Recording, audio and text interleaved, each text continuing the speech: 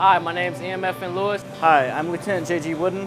Hey, how's it going? I'm HC3 Tomlinson, and you're watching IKE ON. And you are watching IKE ON. And you're watching IKE ON. IKE ON, baby.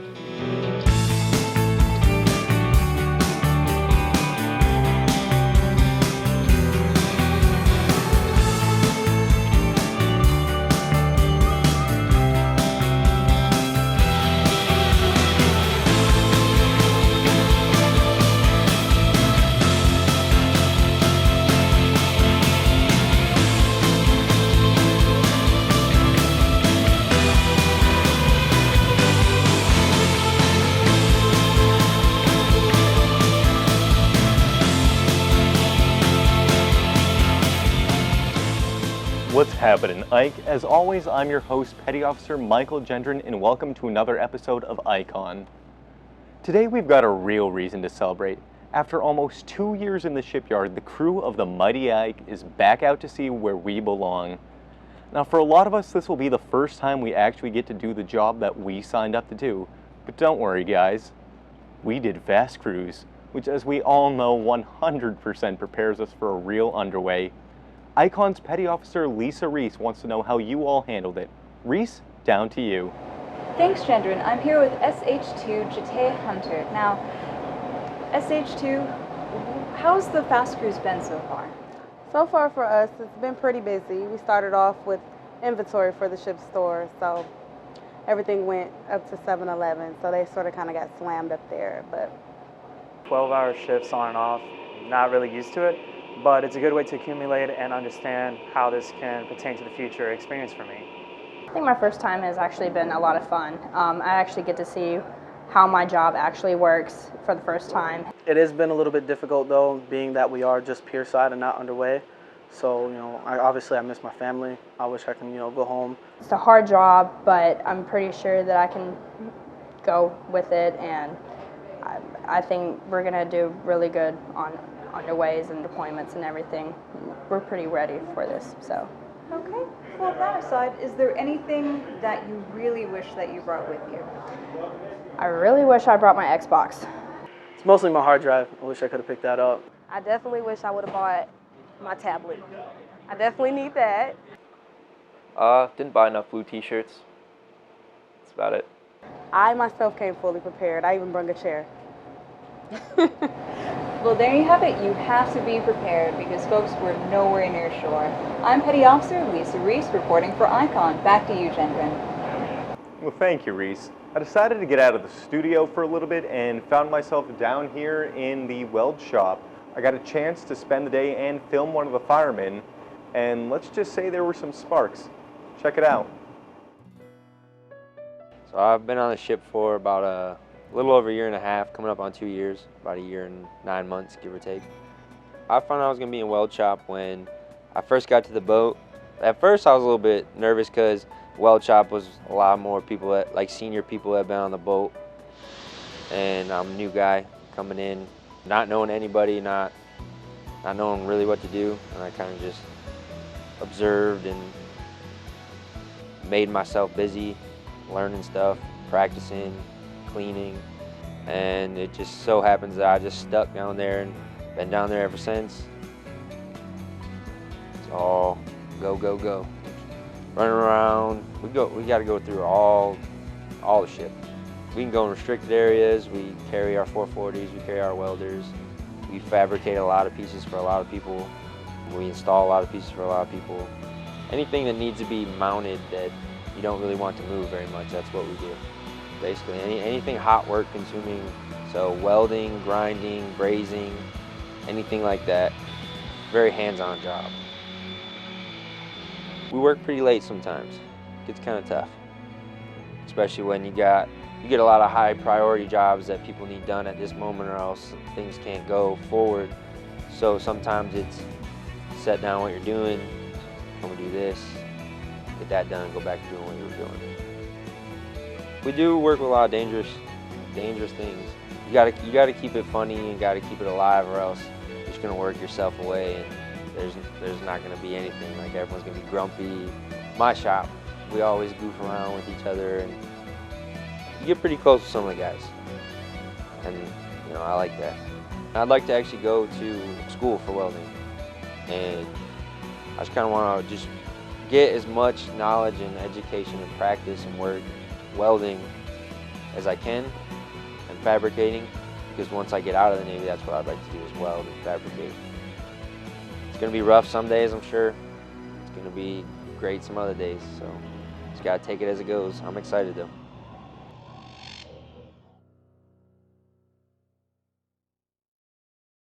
Hi, I'm ABH2 Justin DeMember.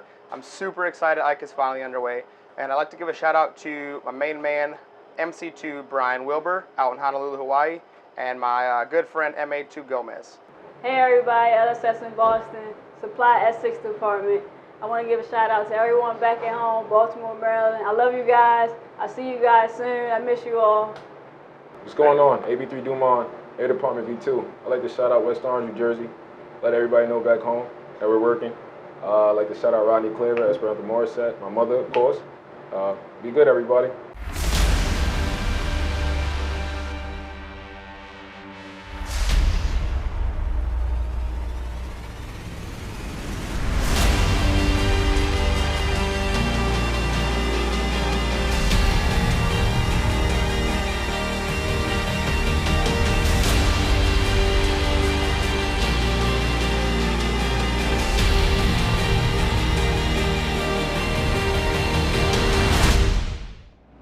Welcome back, everybody. I'd like to take a second to talk about sports. I'm not good at them, but a lot of you here on the ship are, and we here on IKE want to celebrate that. Petty Officer Julio Delgado is down in the hangar bay for a little dodgeball action. Delgado, what's going on down there?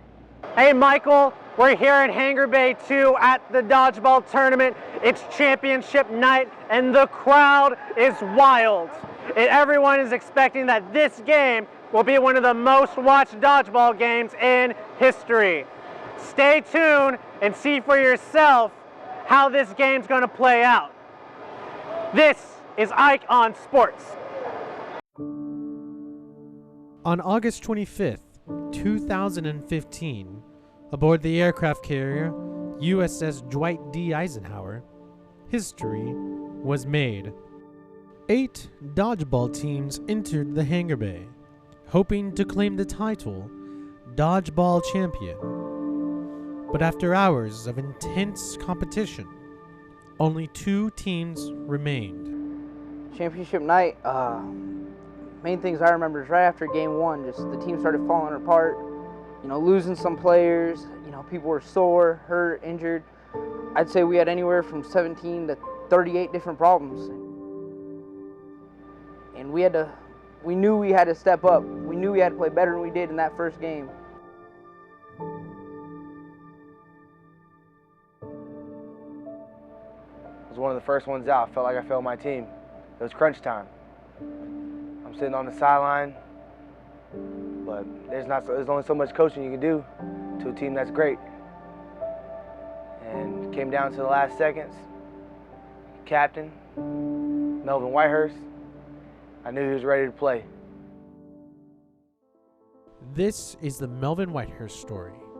He was a giant among boys. I mean, his ability, he was fast. He was pretty much running laps around kids. So we wanted to start recruiting him before at least the college teams got to him. I mean, to be honest, dodgeball is my life. Since an early age, since about the 5th grade, I've been getting recruiting letters to come play in college professionally. And my coach, A. Ron, he really pushed me towards becoming and getting serious about dodgeball at an early age. Once I got to middle school, I was already getting the professional offers. I got offers from Globo Gym, Average Joe's Gymnasium. They were recruiting me hard. But, I decided to take the opportunity to serve my country, and I joined the United States Navy. His decision to join the United States Navy would lead him to one of the most crucial moments in dodgeball history. Me against 3, and the pressure was on.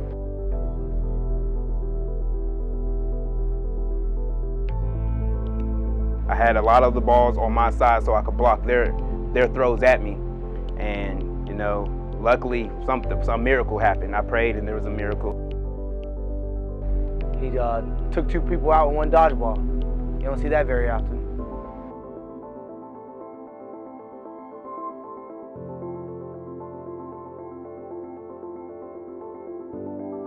I mean, that rarely happens in dodgeball. I mean, I think I've seen, maybe 2 in my life.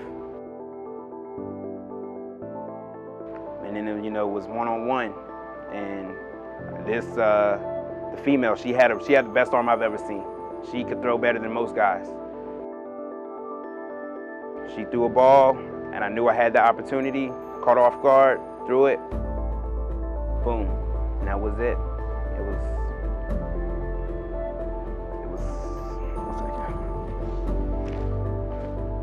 was just a magical moment. In that singular moment, a hero was born. And the dodgeball world was changed forever.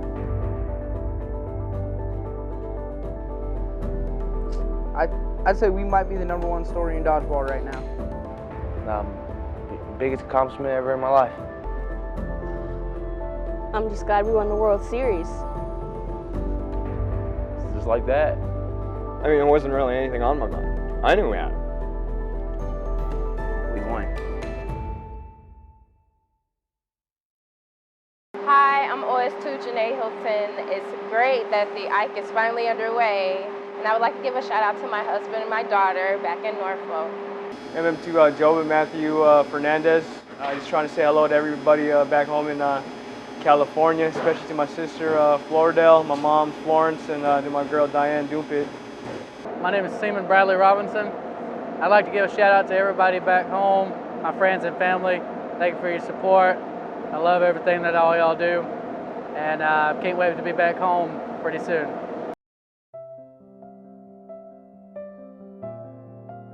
My advice would be to get any specific power of attorneys you may need. Before the ship goes out is get your powers of attorney in order. You definitely need a power of attorney.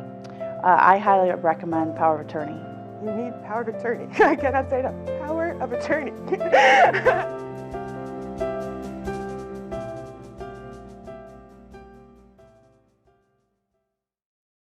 You guys should listen to those ombudsmen. They're smart people and can answer a lot of questions. Just like a certain mystical member of the IKE team. Great and powerful IKE, you there? The great and powerful IKE is everywhere. Now ask me your questions and be enlightened. Oh, great and powerful IKE, what was it like in a time before cars? The great and powerful IKE is not interested in puny cars. Why drive a car when you can drive a tank? Oh, great and powerful IKE. What's my family supposed to do when we go out to sea? The great and powerful IKE will ask one of the ship's ombudsmen. Mrs. Tulio, what can a sailor's family do while they're out to sea? If they're here locally, I would really suggest that they come to the Family Readiness Group meeting. There's a lot of great information that's put out, and that group of people really provides a fantastic support system. They get together constantly, not just for their meetings, but for social events also. A lot of them have childcare, so you can have a little bit of adult conversation if you do have young children. And they also set up a lot of fundraising events. So it's a way for those family members to stay connected with the rest of their military family and kind of have some support from someone who knows exactly what they're going through at that moment. The great and powerful IKE thanks Mrs. Tulio and would like to ask how one contacts an ombudsman without magic. They can call us 24 hours a day, 7 days a week, or they can also email us. We have our information on the official Dwight D. Eisenhower webpage, and there's 6 of us, so someone will always be there to help. The great and powerful IKE has time for one more question. Oh, great and powerful IKE. I just want to lose 3 pounds. Do you have a certain way of losing them? The great and powerful IKE sticks to a strict diet of freedom and garbanzo beans. There will be no more questions. The great and powerful Ikehead turns it back to you, Petty Officer Gendron. Well, great and powerful Ikehead, it was a pleasure as always. But really, is there any greater pleasure than getting to hear a few words from our executive officer? Here is the XO with today's X Overview. All right, it's day 2 of cruise. Do you feel complacent? Probably not. But that day is coming. Keep your head on a swivel. No day is just like every other day. There's always something new. There's always something that can get you. And on the flight deck, there's always something that'll kill you. So stay focused, stay sharp, keep studying, work on your PQS, and above all, have fun. Back to you, MC3. Well, thank you, sir. And Ike, that's about all the time we have left for today. I hope your fast cruise has been as fun as my fast cruise and... Prepare for hard turn to port. Oh no, not this again. Well, that looks like that's going to be all the time we have today here on IKON. I'm Petty Officer Michael Gendron, signing out.